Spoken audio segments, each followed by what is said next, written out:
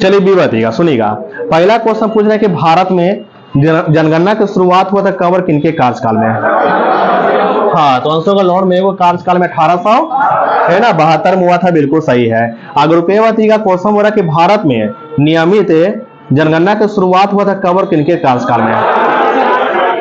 हाँ, तो आंसर का लॉर्ड रिपन के कार्यकाल में 1881 होगा, है ना। इसके पहले कोई सही बोले थे ना, है ना। देखिए पहला क्वेश्चन था कि भारत में जनगणना की शुरुआत हो लॉर्ड मेयो कार्यकाल में 1872 होगा। दूसरा क्वेश्चन था कि भारत में नियमित जनगणना की शुरुआत हुआ 1881 को लॉर्ड रिपन के कार्यकाल में, बिल्कुल सही है। अब ये बताइएगा, क्वेश्चन हो रहा है 1881 में जनगणना आयुक्त कौन थे? हाँ, तो आंसर का डब्ल्यू पलाडेन थे, बिल्कुल सही है। अगर रुपये बताइएगा, क्वेश्चन हो रहा है कि 10 की जनगणना की शुरुआत जो है कब और कहां में हुआ?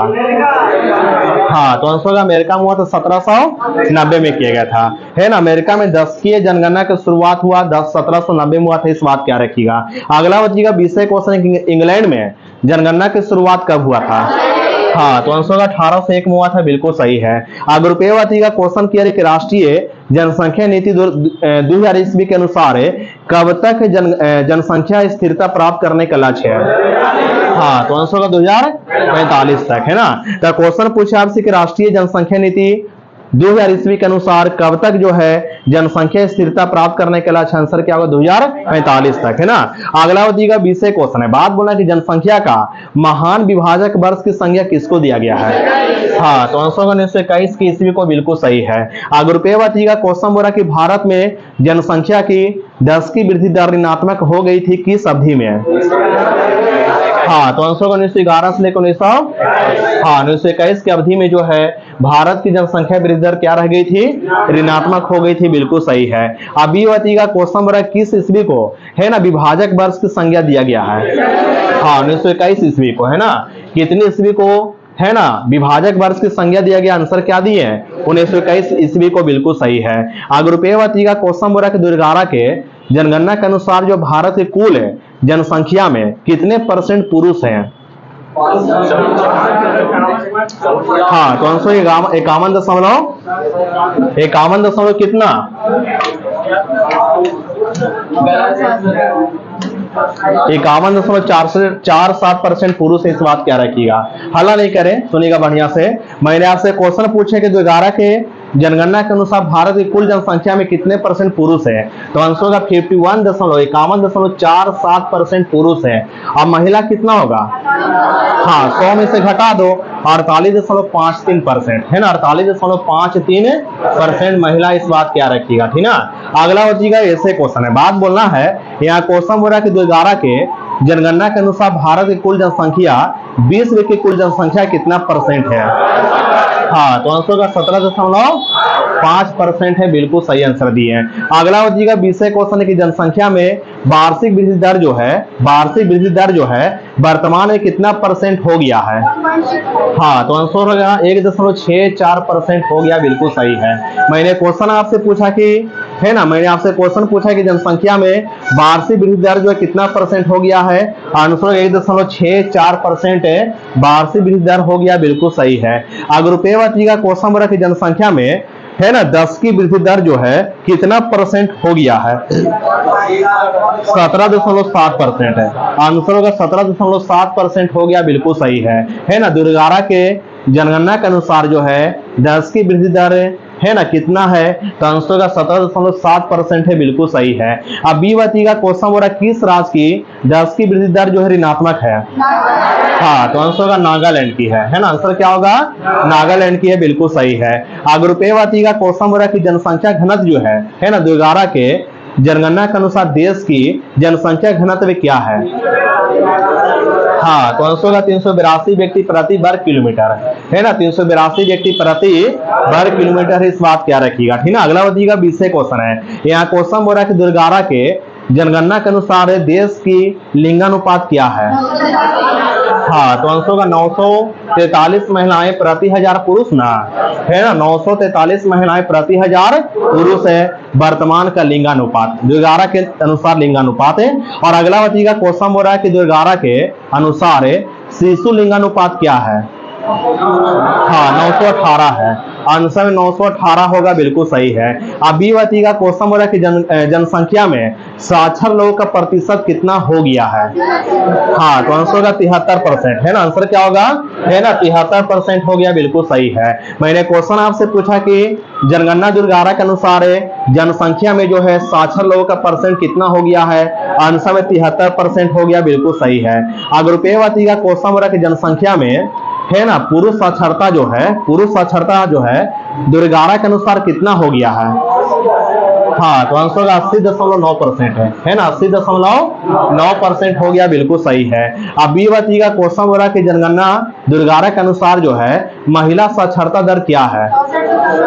हाँ, तो आंसर होगा 64.6% है, इस बात क्या रखिएगा। देखिएगा फिर से करते हैं क्वेश्चन दोबारा, है ना। पहला क्वेश्चन था कि जनगणना 2011 के अनुसार जनसंख्या में, पूरी तरह से जनसंख्या में साक्षर लोगों का प्रतिशत कितना है टोटल। तो आंसर होगा था 73% है ना। आंसर क्या होगा, है ना, 73% होगा, बिल्कुल सही है। और अगला ही क्वेश्चन पूछे आपसे कि पुरुष साक्षरता कितना हो गया है ना, 80.9% है। और अगला बताइएगा क्वेश्चन बोला कि जनगणना 2011 के अनुसार महिला साक्षरता दर कितना हो गया है। हाँ, तो आंसर होगा 64.6% हो गया, बिल्कुल सही है। अब बी बताइएगा क्वेश्चन बोला कि जनगणना 2011 के अनुसार ग्रामीण क्षेत्र में न्यूनतम साक्षरता दर वाला राज्य कौन है। हाँ, तो आंसर में आंध्र प्रदेश होगा, बिल्कुल सही है। अगर रुपये बताइएगा क्वेश्चन किया रही कि शहरी क्षेत्र में, है ना, शहरी क्षेत्र में न्यूनतम साक्षरता दर वाला राज्य है।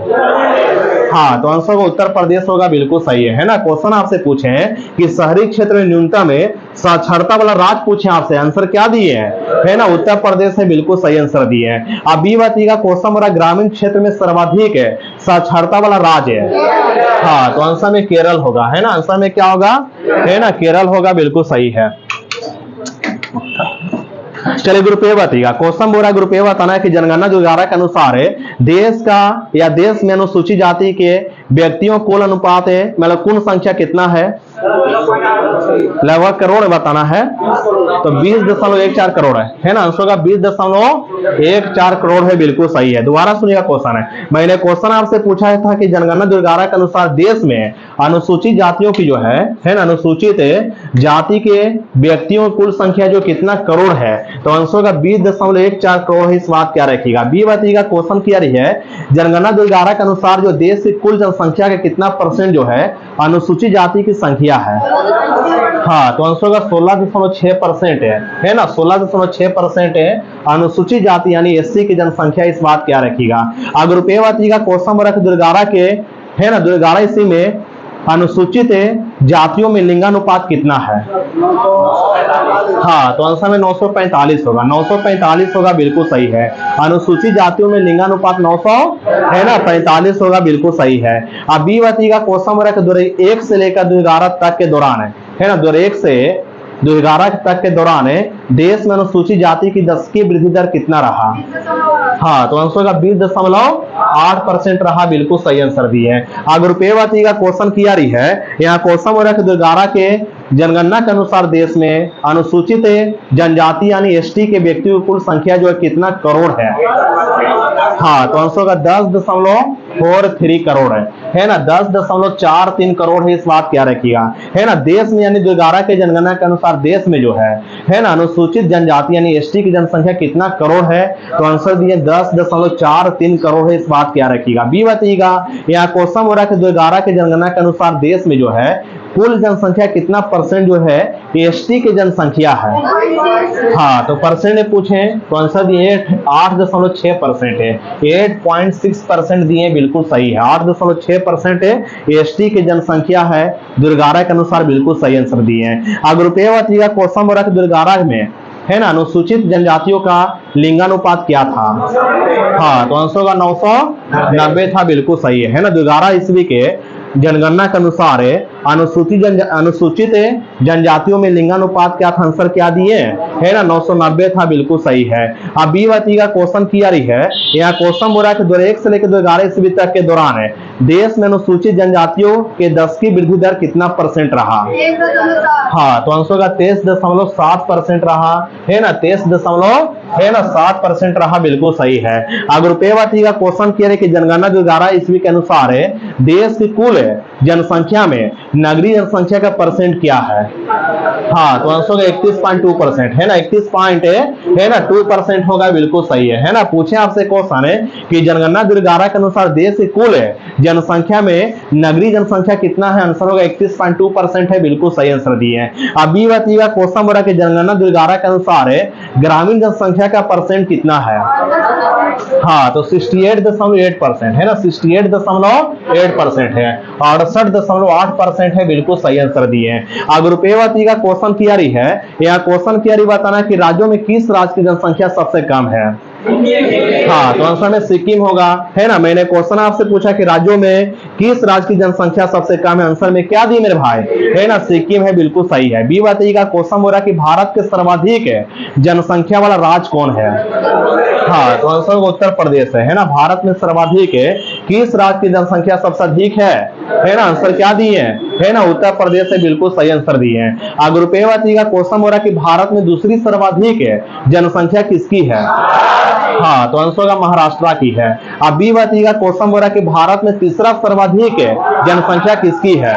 हाँ, तो आंसर होगा बिहार की है ना। बिहार की जनसंख्या जो है पूरे देश में तीसरा स्थान रखती है, यानी कि तीसरा सर्वाधिक जनसंख्या किस राज्य की है ना, बिहार राज्य की है। सर्वाधिक जनसंख्या किसकी है ना, उत्तर प्रदेश की है। दूसरा सर्वाधिक जनसंख्या है ना महाराष्ट्र की है। चौथा में है ना पश्चिम बंगाल की है ना। चौथा सर्वाधिक जनसंख्या है ना पश्चिम बंगाल की है। पांचवा सर्वाधिक जनसंख्या हाँ आंध्र प्रदेश की है ना। पांचवा सर्वाधिक जनसंख्या किसकी है ना, आंसर आंध्र प्रदेश के, बिल्कुल सही आंसर दिए हैं। अब बी बताइएगा क्वेश्चन बोला कि भारत के न्यूनतम है ना, भारत में या भारत के न्यूनतम जनसंख्या वाला राज्य कौन है?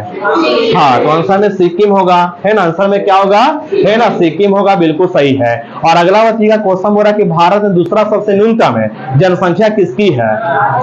हाँ, तो आंसर होगा मिजोरम की है। सबसे कम जनसंख्या तो सिक्किम को हो गया, और दूसरा सबसे कम किसका हो गया?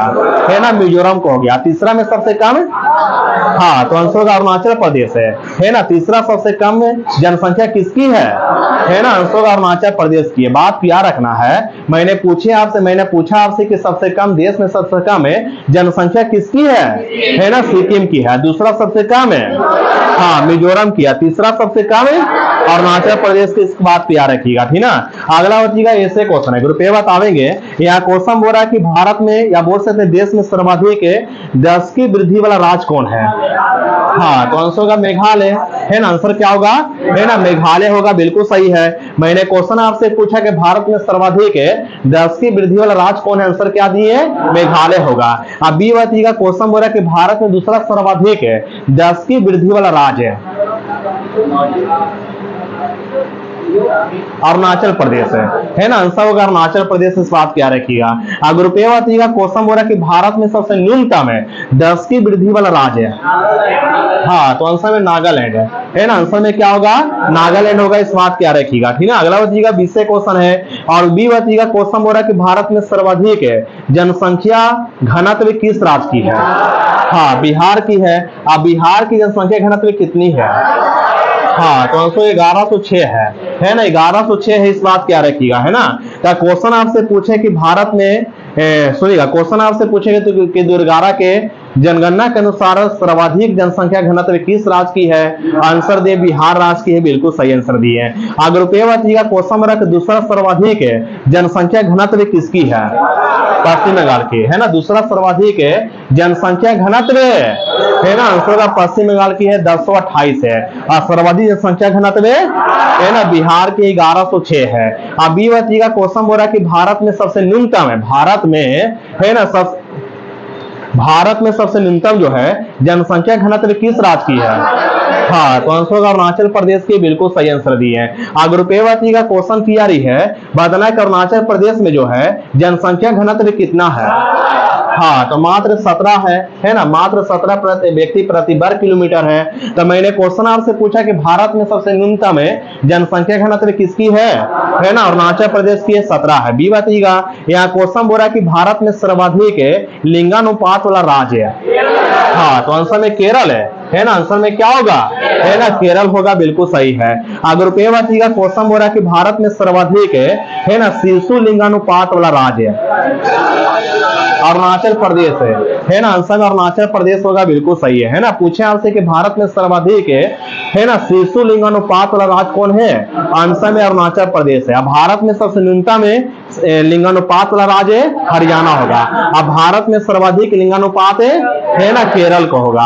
अगला बताइएगा 20 क्वेश्चन है, बात बोला कि भारत में सबसे न्यूनतम है शिशु लिंगानुपात है हरियाणा का होगा, है ना। भारत में सबसे न्यूनतम है ना शिशु लिंगानुपात किसका होगा, है ना, आंसर में हरियाणा का होगा, बिल्कुल सही है ना। आंसर में क्या होगा, हरियाणा का होगा, बिल्कुल सही है। अगर रुपये बताइएगा क्वेश्चन बोला कि भारत में सर्वाधिक है ना, भारत में सर्वाधिक साक्षरता प्रतिशत वाला राज्य कौन है ना, आंसर में केरल होगा। आंसर में क्या होगा, है ना, केरल होगा, इस बात क्या रखिएगा, ठीक ना। अगला बताइएगा 20 क्वेश्चन है, बी बता देंगे। यहाँ क्वेश्चन बोला कि भारत में सबसे न्यूनतम साक्षरता प्रतिशत वाला राज्य कौन है, हाँ तो आंसर क्या दिए है ना, आंसर बिहार होगा, बिल्कुल सही है। अगर रुपये बताइएगा क्वेश्चन बोला कि भारत में सर्वाधिक पुरुष साक्षरता प्रतिशत वाला राज्य है, हाँ तो आंसर में केरल होगा, बिल्कुल सही है। अब बी बताइएगा क्वेश्चन बोला कि भारत में सबसे न्यूनतम पुरुष साक्षरता प्रतिशत वाला राज्य है, हाँ तो आंसर बिहार होगा। मैंने क्वेश्चन आपसे पूछा कि भारत में सबसे न्यूनतम पुरुष साक्षरता वाला प्रतिशत वाला राज्य कौन है, बिहार होगा। अगर रुपये बताइएगा भारत में सर्वाधिक महिला साक्षरता प्रतिशत वाला राज्य है, हाँ तो आंसर में केरल होगा, बिल्कुल सही है। अब बी बताइएगा क्वेश्चन बोला कि भारत में सबसे न्यूनतम महिला साक्षरता प्रतिशत वाला राज्य है, हाँ तो आंसर बिहार होगा, इस बात क्या रखिएगा। बस इतना ही बात की जा रही है कि साक्षरता के मामले हमेशा कोई भी आंकड़ा आ रहा था, कौन आ रहा है, केरल का स्थान सर्वाधिक में आ रहा है, अब बिहार का स्थान सबसे कम में आ रहा है ना, इस बात क्या रखिएगा, ठीक ना। केंद्र शासित प्रदेशों में यही आंकड़ा अलग हो जाती, बस अलग बात है। लेकिन राज्यों में बात की है कि सर्वाधिक चाहे वो है ना पुरुष साक्षरता हो महिला हो, चाहे सर्वाधिक साक्षरता के बारे में बोले है ना, चाहे पुरुष साक्षरता के बारे में बोले, तो सभी के मामले सर्वाधिक साक्षरता किसकी है ना, केरल की है। और सबसे कम में किसकी है ना, बिहार की है। चाहे वो सर्वाधिक बारे में बोले, चाहे पुरुष के बारे में बोले, चाहे महिला के बारे में बोले, सबसे कम में किसका है ना, बिहार का, इस बात क्या रखिएगा, ठीक ना। चल अगला बताइएगा, बात की जा रही है यहाँ क्वेश्चन बोला कि श्री गुरु रामदास जी अंतरराष्ट्रीय हवाई अड्डा कहाँ में है, हाँ तो आंसर में अमृतसर होगा, है ना। आंसर में क्या होगा, है ना, अमृतसर होगा, बिल्कुल सही है ना। अगला बताइएगा 20 क्वेश्चन है, बात बोलना है यहाँ क्वेश्चन बोला केंद्रीय अंतर्देशीय जलमार्ग प्राधिकरण की स्थापना कब हुआ था, हाँ तो आंसर 1987 में हुआ था, बिल्कुल सही है। अगला बताइएगा क्वेश्चन बोला कि बंगाल विभाजन कब हुआ था, हाँ 1905 को किनके समय, हाँ तो आंसर होगा लॉर्ड कर्जन के समय। अभी बताइएगा क्वेश्चन बोला कि दुरंड रेखा का निर्धारण हुआ था किस लॉर्ड के समय, क्या आंसर दिया है। मैंने क्वेश्चन आपसे पूछा कि दुरंड रेखा का निर्धारण हुआ किनके समय, ग्रुप ए लॉर्ड लैंसडाउन, है ना, आंसर होगा लॉर्ड लैंसडाउन के समय हुआ, बिल्कुल सही है। अगला बताइएगा ऐसे क्वेश्चन है, बात बोला कि भारतीय राष्ट्रीय कांग्रेस की स्थापना हुआ किनके समय, हाँ तो आंसर होगा लॉर्ड डफरिन के समय भारतीय राष्ट्रीय कांग्रेस की स्थापना हुआ। अब बी बताइएगा क्वेश्चन बोला कि प्रथम कारखाना अधिनियम लाया था किसने, लॉर्ड रिपन ने, है ना, 1881 में, है ना, 1881, बिल्कुल सही है। और दूसरा कारखाना अधिनियम किसने और कब लाया, हाँ तो आंसर क्या दिए, लॉर्ड लैंसडाउन 1891 में, है ना, 1891 का दूसरा कारखाना अधिनियम लाया, लॉर्ड लैंसडाउन ने लाया। अब बी बताइएगा क्वेश्चन बोला है यहाँ क्वेश्चन बोला कि भारत में किनके समय, पहले बताएं क्वेश्चन बोला किसने घोषणा किया था कि मेरा उद्देश्य करों को हटाना है तथा अनावश्यक वैधानिक कार्रवाई को बंद करना है, ये किस लॉर्ड ने कहा था, लॉर्ड नॉर्थ ब्रुक है ना, आंसर होगा लॉर्ड नॉर्थ है ना, ब्रुक ने कहा था, बिल्कुल सही है।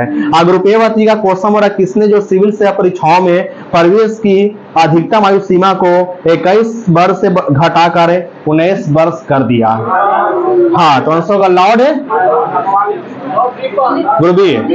लॉर्ड लिटन होगा, है ना, लिटन होगा। सुनिएगा, हल्ला नहीं करें। यहाँ क्वेश्चन पूछा गया था कि भारत में, है ना, सिविल सेवा की परीक्षाओं में प्रवेश की अधिकतम आयु सीमा को 21 से घटाकर 19 कर दिया गया था, किसने किया था, लिटन ने किया था। बी बताइएगा यहाँ क्वेश्चन हो रहा है किसने जो है सिविल सेवा में परीक्षा की अधिकतम आयु सीमा को 19 से बढ़ाकर 21 कर दिया, हाँ तो आंसर में रिपन होगा, आंसर में क्या होगा, है ना, रिपन होगा, बिल्कुल सही है। अगर रुपये बताइएगा क्वेश्चन हो रहा है किसने जो है शिमला को ग्रीष्मकालीन राजधानी बनाया, हाँ तो आंसर में डलहौजी, है ना, आंसर में क्या होगा, है ना, डलहौजी ने बनाया, बिल्कुल सही है। अब बी बताइएगा जी का क्वेश्चन बोला कि प्रथम आंग्ल सिख युद्ध हुआ था किनके समय? हाँ, तो आंसर होगा लॉर्ड हार्डिंग प्रथम के समय। लॉर्ड हार्डिंग प्रथम के समय है ना प्रथम आंग्ल है ना सिख युद्ध हुआ था, बिल्कुल सही है।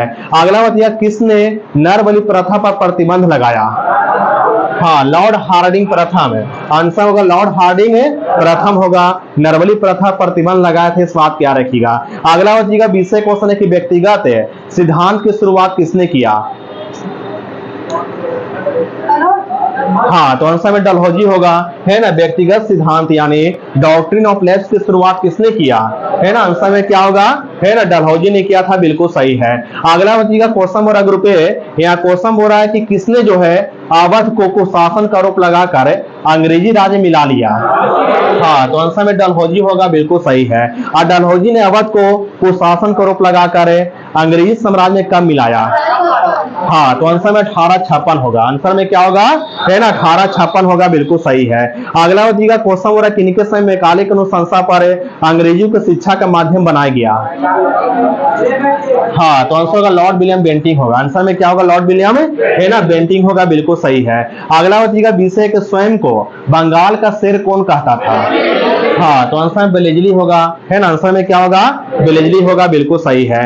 अगला बताइएगा क्वेश्चन बोरा ग्रुप ए बताना है। यहाँ क्वेश्चन बोल रहा है कि जो 1881 में जो जनगणना हुआ था, है ना, लॉर्ड रिपन के समय, तो उसमें किसको किसको जोड़ा नहीं गया था? हाँ, राजपूताना को और हैदराबाद को, है ना। हैदराबाद को राजपूताना को जो है ना 1881 की जनगणना में नहीं जोड़ा गया था, इस बात क्या रखिएगा, ठीक ना। अगला बताइएगा 20 क्वेश्चन किया रही है। यहाँ बी बताइएगा क्वेश्चन बोला किसको भारत को दारा कहा जाता है? रिपन को। और रिपन को भारत को दारा किसने कहा? फ्लोरेंस नाइटिंगेल ने, है ना। किसको भारत को दारा कहा जाता है ना। आंसर होगा रिपन को, है ना। किसको भारत को दारा कहा जाता है? आंसर क्या होगा? है ना रिपन को। भारत को दारा की संज्ञा रिपन को किसने दिया? है ना, आंसर होगा फ्लोरेंस नाइटिंगेल ने दिया था, बिल्कुल सही है। अगला बताइएगा क्वेश्चन बोरा ग्रुप ए किलबर्ट विधेयक प्रस्तुत किया गया था किनके समय? या किसने प्रस्तुत किया? है ना, आंसर होगा रिपन ने प्रस्तुत किया था, बिल्कुल सही है। अगला बताइएगा 20 क्वेश्चन किया रही है। यहाँ क्वेश्चन बोला किनके समय, किस लॉर्ड के समय अगस्त प्रस्ताव लाया गया था? हाँ, तो आंसर होगा लॉर्ड लिलिथो के समय लाया गया था, बिल्कुल सही है ना। और ग्रुप ए बताइएगा क्वेश्चन बोला किनके समय मोकला विद्रोह हुआ? लॉर्ड रीडिंग, है ना। आंसर होगा लॉर्ड रीडिंग के समय, बिल्कुल सही है। अगला बताइएगा 20 क्वेश्चन है किनके समय रॉलेट एक्ट पारित हुआ? हाँ, तो आंसर में चेम्सफोर्ड के समय, है ना। रॉलेट एक्ट पारित हुआ था लॉर्ड चेम्सफोर्ड के समय। ग्रुप ए बताइएगा क्वेश्चन हो रहा है कि जलियांवाला हत्याकांड हुआ किनके समय? हाँ, तो आंसर में लॉर्ड चेम्सफोर्ड के समय। अब बी बताइएगा क्वेश्चन हो रहा है किनके समय जो है चौरी चौरा कांड हुआ? हाँ, लॉर्ड रीडिंग के समय चौरी चौरा कांड हुआ। और किनके समय, किस लॉर्ड के समय स्वराज पार्टी की स्थापना हुआ? हाँ, लॉर्ड रीडिंग के शासनकाल में स्वराज पार्टी की स्थापना हुआ। बी बताइएगा क्वेश्चन हो रहा है किनके समय गांधी इरविन समझौता पर हस्ताक्षर हुआ? लॉर्ड इरविन, है ना, खुद शामिल था, है ना। लॉर्ड इरविन के शासनकाल में गांधी इरविन समझौता पर हस्ताक्षर हुआ था, है ना। इस बात क्या रखिएगा। ग्रुप ए बताइएगा यहाँ क्वेश्चन बोल रहा है ग्रुप ए बताना है कि सामन कमीशन बंबई पहुंचा था किनके समय? हाँ, लॉर्ड इरविन के समय, है ना। सामन कमीशन बंबई पहुंचा था 1928 को लॉर्ड इरविन के समय। कैबिनेट मिशन भारत आया था किनके समय? लॉर्ड बेवेल के समय 1946 में, है ना। कैबिनेट मिशन भारत पहुंचा लॉर्ड बेवेल के समय 1946 में। ग्रुप ए बताइएगा क्वेश्चन किया रही है। यहाँ क्वेश्चन बोला किनके समय क्रिप्स मिशन भारत आया? हाँ, तो आंसर होगा लॉर्ड लिलिथो के समय क्रिप्स मिशन भारत आया था 1942 को, है ना। 1942 को आया था, बिल्कुल सही है। अब बी बताइएगा क्वेश्चन बोला किनके समय प्रथम गोलमेज सम्मेलन हुआ? हाँ, लॉर्ड इरविन के शासनकाल में प्रथम गोलमेज सम्मेलन हुआ। ग्रुप ए बताइएगा किनके शासनकाल में दूसरा और तीसरा गोलमेज सम्मेलन हुआ? हाँ, लॉर्ड वेलिंगटन के शासनकाल में, है ना। दूसरा और तीसरा गोलमेज सम्मेलन हुआ किनके शासनकाल में? है ना, लॉर्ड वेलिंगटन के शासनकाल में, बिल्कुल सही है। अगला बताइएगा 20 क्वेश्चन है, बी बतावेंगे। यहाँ क्वेश्चन बोल रहा है कि अष्टक नियम, है ना, न्यूलैंड का अष्टक नियम केवल किस तत्व तक लागू थी? हाँ, तो आंसर होगा कैल्शियम तत्व तक लागू थी, बिल्कुल सही है। ग्रुप ए बताइएगा क्वेश्चन हो रहा है कि स्थिर दाब पर, है ना, स्थिर दाब पर किसी गैस की नियत मात्रा का आयतन जो है उसके परंताप के सीधानुपाती होती है, किसका नियम है? हाँ, तो आंसर होगा चार्ल्स का नियम है, बिल्कुल सही आंसर दिए। अब बी बताइएगा क्वेश्चन हो रहा है कि स्थिर ताप पर, है ना, गैस की नियत मात्रा का आयतन है उसके दाब के व्युत्क्रमानुपाती होती है, किसका नियम है? हाँ, तो आंसर होगा बॉयल का नियम है ना। आंसर क्या होगा, है ना, बॉयल का नियम है, बिल्कुल सही है। अगर रुपये का क्वेश्चन और आदर्श गैस की ऊर्जा जो है किस पर निर्भर करती है? हाँ, तो आंसर होगा मोल की संख्या पर, है ना। मैंने पूछा आपसे क्वेश्चन का आदर्श गैस की ऊर्जा, है ना, किस पर निर्भर करती है? आंसर होगा मोल की संख्या पर निर्भर करती है, बिल्कुल सही है। अगला जी का विषय क्वेश्चन है, बी बतावेंगे। यहाँ क्वेश्चन बोल रहा बी बताना कि, है ना, घनत्व में अंतर रहते हुए पृथ्वी के गुरुत्वाकर्षण के विरुद्ध है गैसों के आपस में मिलने जुलने की स्वाभाविक प्रक्रिया क्या कहलाती है? हाँ, तो आंसर होगा विसरण कहलाती है, डिफ्यूजन कहलाती है ना। क्वेश्चन आपसे पूछा कि घनत्व में अंतर रहते हुए पृथ्वी के गुरुत्वाकर्षण के विरुद्ध है गैसों का आपस में मिलने जुलने की स्वाभाविक प्रक्रिया कहलाती, विसरण कहलाती, डिफ्यूजन कहलाती है। अगर रुपये का क्वेश्चन बोला, अगर रुपये बताना कि नियत ताप तथा दाब पर गैसों के विसरण की, है ना, गैसों के विसरण की आपेक्षिक गतियां उसके घनत्वों अथवा अनुभार के वर्गमूल के व्युत्क्रमानुपाती होती है, ये किसका नियम है? हाँ, तो आंसर ग्राहम का गैसीय विसरण नियम है। ग्राहम का गैसीय, है ना, विसरण का नियम है, इस बात क्या रखिएगा, ठीक है। अगला का विषय क्वेश्चन है। यहाँ क्वेश्चन बोल रहा है किस वर्ग के तत्वों को आधुनिक आवर्त सारणी में, मोस्टली जी का आवर्त सारणी में, है ना, किस वर्ग के तत्वों को निकोजन कहते हैं? हाँ, तो आंसर होगा निकोजन कहते हैं वर्ग 15 के तत्वों को, है ना। आंसर होगा वर्ग 15 के तत्वों को निकोजन कहते हैं। एन फॉर निकोजन बोले या नाइट्रोजन फैमिली बोले, वर्ग 15 के जितने भी तत्व हैं निकोजन कहलाते हैं, है ना, इस बात क्या रखिएगा। किस वर्ग के तत्वों को चेलिकोजन बोलते हैं?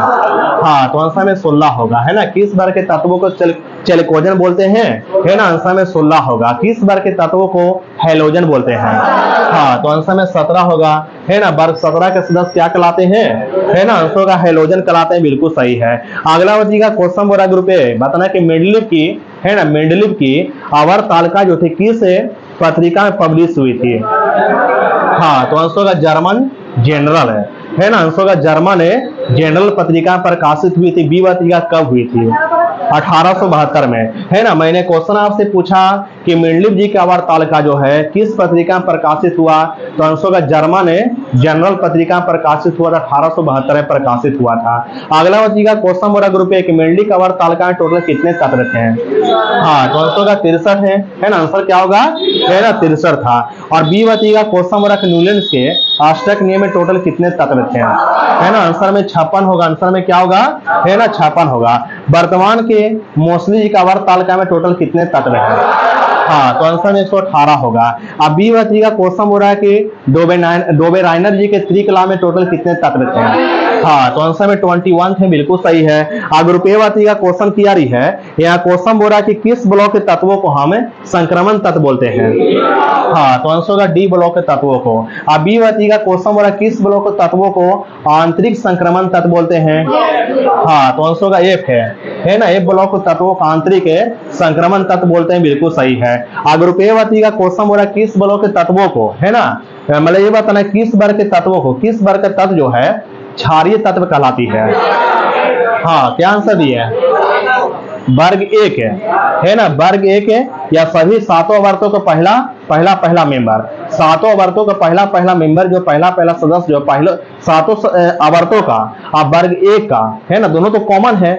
सभी का पहला मतलब सभी जो है सातों वर्ग का पहला सदस्य है, अब वर्ग 1 का सदस्य क्या कहलाते हैं?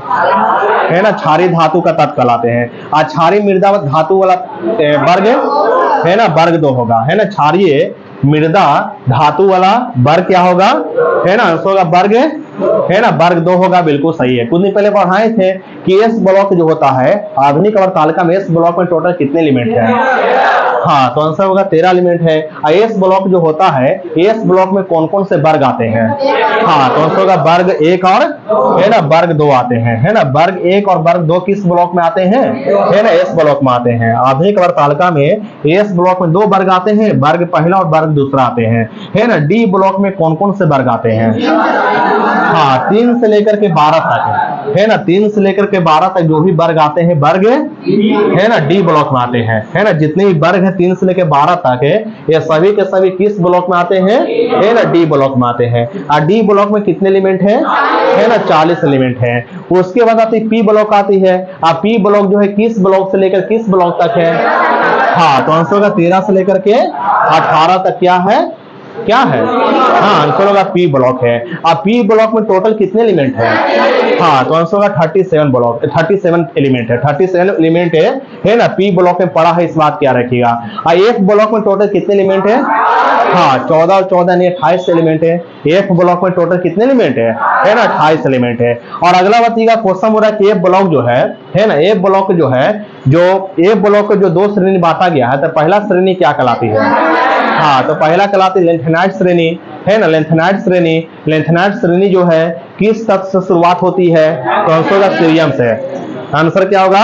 सीरियम से। अब अंत होती किससे? किस पर अंत होती है? लुटेनियम तक है ना। लेंथेनाइड श्रेणी जो है ना, परमाणु संख्या 58 से 71 तक है ना। परमाणु संख्या 58 से लेकर के है ना 71 तक है। कौन सा श्रेणी? एफ ब्लॉक का लेंथेनाइड श्रेणी। और एफ ब्लॉक का एक्टिनाइड श्रेणी जो है, एफ ब्लॉक का एक्टिनाइड श्रेणी जो है किस तत्व से लेकर किस तत्व तक है? हाँ, थोरियम से लेकर के लॉरेंशियम तक है ना। थोरियम से लेकर के लॉरेंशियम तक है। अगर बात करें कि एफ ब्लॉक का एक्टिनाइड श्रेणी जो है किस परमाणु संख्या से लेकर के किस परमाणु संख्या तक है? हाँ, तो आंसर होगा 90 से लेकर के 103 तक है। तो याद रखना, बहुत सिंपल क्वेश्चन था, साधारण क्वेश्चन था कि एफ ब्लॉक को हम दो वर्गों में बांटते हैं, मतलब दो भागों में इसको बांटते हैं। पहला है एक्टिनाइड, पहला है लेंथेनाइड, दूसरा होगा एक्टिनाइड। पहला होगा लेंथेनाइड, दूसरा क्या होगा? एक्टिनाइड होगा, है ना। लेंथेनाइड्स होगा, दूसरा एक्टिनाइड्स होगा। और लेंथेनाइड्स होती है सीरियम से होती है लॉरेंशियम तक, यानी परमाणु संख्या 58 से लेकर के 71 तक है। और दूसरा होता है एक्टिनाइड्स होती है, एक्टिनाइड्स होती है थोरियम से लेकर के लॉरेंशियम तक, यानी परमाणु संख्या 90 से लेकर के 103 तक। इस बात क्या रखिएगा। चलिए आगे बढ़ते हैं, है ना। ग्रुप ए बताइएगा, क्वेश्चन की ग्रुप ए बताना है, सिंपल क्वेश्चन की बताना है कि जो सुनिएगा, हाइड्रोजन बंधन जो है, हाइड्रोजन बंधन सिर्फ किनकी यौगिक में पाई जाती है? फ्लोरीन, ऑक्सीजन और नाइट्रोजन, है ना। आंसर होगा फ्लोरीन, ऑक्सीजन तथा नाइट्रोजन के यौगिक में पाई जाती है हाइड्रोजन बंधन। इस बात क्या रखिएगा, ठीक ना। अगला हो जाएगा बी से क्वेश्चन है, बी बतावेंगे। यहाँ क्वेश्चन बोला कि बेकिंग पाउडर बनाने में किस एसिड का उपयोग करते हैं? ग्रुप ए, आंसर होगा टार्टेरिक एसिड, है ना। क्वेश्चन आपसे पूछे कि बेकिंग पाउडर बनाने में बोले थे, है ना, बेकिंग पाउडर बनाने में किस एसिड का इस्तेमाल करते हैं? है ना, आंसर होगा टार्टेरिक एसिड का इस्तेमाल करते हैं, बिल्कुल सही है। ग्रुप ए बताइएगा, क्वेश्चन की आ रही है। यहाँ क्वेश्चन बोल रहा है कि किसी द्रव में गैस की विलेयता ताप बढ़ने पर क्या होगी? हाँ, तो आंसर होगा घटेगा ना जी, है ना। क्वेश्चन आपसे पूछे किसी द्रव में गैस की विलेयता ताप बढ़ेगा तो क्या होगी? है ना, आंसर होगा घटेगा, है ना। आंसर क्या होगा? है ना, घटेगा। इस बात क्या रखिएगा, ठीक ना। अगला बताइएगा बी से क्वेश्चन है, बात बोला किसके अनुसार जो है, बी बताइएगा, है ना, किसके अनुसार जो है अम्ल एक ऐसा यौगिक है जो जल में घुलकर H+ आयन देती है? आंसर होगा आरहेनियस के अनुसार, है ना। आरहेनियस के अनुसार इस बात क्या रखिएगा, यानी अम्ल जो है H+ आयन देती है। ये बात को किसने कहा? आरहेनियस ने कहा। ग्रुप ए बताइएगा, क्वेश्चन बोल रहा है, यहाँ क्वेश्चन बोल रहा है कि किसके अनुसार जो है अम्ल वह पदार्थ जो किसी दूसरे पदार्थ को प्रोटॉन प्रदान करने की क्षमता रखती है? हाँ, तो आंसर होगा ब्रोंस्टेड, लॉरी तथा, है ना, ब्रोंस्टेड लॉरी सिद्धांत के अनुसार ही है। आंसर होगा ब्रोंस्टेड तथा लॉरी, ब्रोंस्टेड और लॉरी सिद्धांत के अनुसार अम्ल वह पदार्थ जो किसी दूसरे पदार्थ को प्रोटॉन प्रदान करने की क्षमता रखती है। इस बात क्या रखिएगा, ठीक ना। अगला बताइएगा बी से क्वेश्चन है कि दुर्गंध युक्त मक्खन में कौन सी एसिड होती है? हाँ, तो आंसर होगा ब्यूटायरिक एसिड, है ना। ब्यूटायरिक एसिड है ना। दुर्गंध युक्त मक्खन में कौन सी एसिड होती है? आंसर क्या दिए, है ना। आंसर होगा ब्यूटायरिक एसिड होती है, बिल्कुल सही है। ग्रुप ए बताइएगा, क्वेश्चन की आ रही है, बताना कि निलंबन में प्रक्षेपित कणों का आकार कितना होती है? हाँ, तो आंसर होगा 10⁻³ सेंटीमीटर से लेकर 10⁻⁴ सेंटीमीटर तक होती है, बिल्कुल सही है। अब बी बताइएगा, क्वेश्चन बोला कोलाइडी में प्रक्षेपित कणों का आकार क्या होती है? हाँ, सही आंसर दिए। तो आंसर होगा 10⁻5 सेंटीमीटर से लेकर के 10⁻7 सेंटीमीटर तक होती है, बिल्कुल सही है ना। कोलाइडी में प्रक्षेपित कणों का आकार 10⁻5 से लेकर के 10⁻7 सेंटीमीटर तक होती है। इस बात क्या रखिएगा, ठीक ना। अगला बताइएगा ऐसे क्वेश्चन है, बात बोलना है, यहाँ क्वेश्चन बोल रहा है कि सबसे, यहाँ बताइएगा कि सबसे स्थायी तथा पारदर्शक जो होता है उस बिलियन के नाम क्या है? तो आंसर होगा वास्तविक बिलियन, है ना। आंसर क्या होगा? वास्तविक है ना, बिलियन होगा जो सबसे अस्थायी है तथा पारदर्शक है ना। इस बात क्या रखिएगा। अगला हो जाएगा 20 क्वेश्चन है, किस विधि के द्वारा कोलाइडी बिलियन को शुद्ध करते हैं? बहुत सही आंसर होगा पोहन विधि के द्वारा। इसे हम इंग्लिश में बोलते हैं डायलिसिस है ना। पोहन विधि के द्वारा हमें या डायलिसिस विधि के द्वारा हम जो है ना कोलाइडी बिलियन को शुद्ध करते हैं। इस बात क्या रखिएगा, ठीक ना।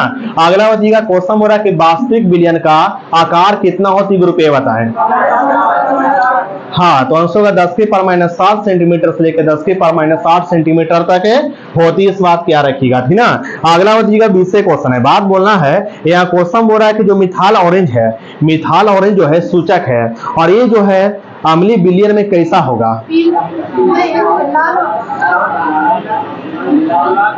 आप लोग आंसर गुलाबी होगा, है ना। आंसर में क्या होगा? है ना, गुलाबी होगा, बिल्कुल सही है। मैंने क्वेश्चन आपसे पूछा कि मिथाल ऑरेंज जो है ना, ये अम्लीय बिलियन में कैसा होती है? गुलाबी होती है। और मिथाल ऑरेंज क्षारीय बिलियन में कैसा होती है? पीला होती है, पीला, है ना। क्षारीय बिलियन में कैसी होती है ना। आंसर पीला होती है। इस बात क्या रखिएगा, ठीक ना। अगला हो जाएगा 20 क्वेश्चन है, बात बोला कि मिथाल ऑरेंज उदासीन बिलियन में कैसी होती है? आंसर में नारंगी होगा, है ना। आंसर में क्या होगा? है ना, नारंगी होगा, बिल्कुल सही है। अगर रुपये बताइएगा क्वेश्चन बोला कि लिटमस जो है, लिटमस अम्लीय बिलियन में कैसा होगा? लाल होगा। लिटमस अम्लीय बिलियन में लाल होगा। अब बी बताइएगा लिटमस जो है क्षारीय बिलियन में कैसा होगा? हाँ, तो आंसर में नीला होगा, नीला, है ना। इस बात क्या रखिएगा।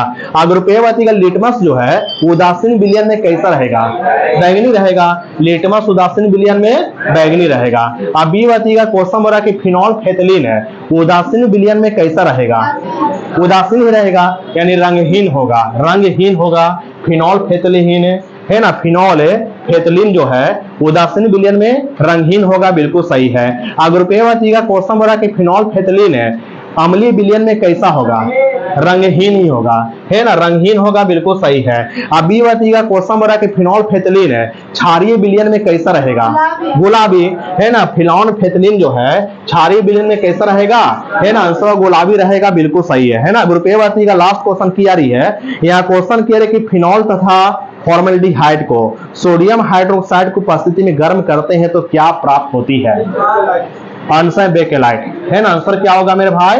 है ना, बेकेलाइट प्राप्त होती है, बिल्कुल सही है। अगला बताइएगा 20 क्वेश्चन है कि एथिलीन को उच्च ताप तथा उच्च दाब पर बहुलीकरण के फलस्वरूप क्या प्राप्त होती है? हाँ, तो आंसर पॉलिथीन प्राप्त होती है, बिल्कुल सही है। अगर रुपये बताइएगा क्वेश्चन की आ रही है। यहाँ क्वेश्चन बोल रहा है कि, है ना, क्वेश्चन बोल रहा है कि जो प्राकृतिक रबर जो है, पहले बताइएगा क्वेश्चन बोला कि प्राकृतिक रबर जो है ये किसका बहुलक है?